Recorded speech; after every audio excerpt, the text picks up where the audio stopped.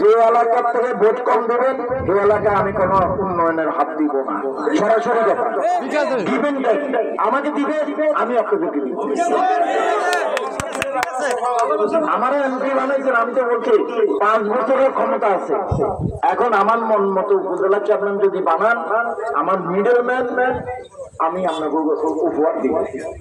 আপনাদেরকে যা যা ভূমির কথা কন যখন দেখেন, এই যে আজকে এখানে এসে দাঁড়ায় কথা বলতেছে, হয় ওই দোকান নয় ওই দোকান, যে কোনো একটা দোকানে এসে বসে আপনাদের সাথে সুখ দুঃখের কথা বলবো। জয় বাংলা, জয় বাংলা।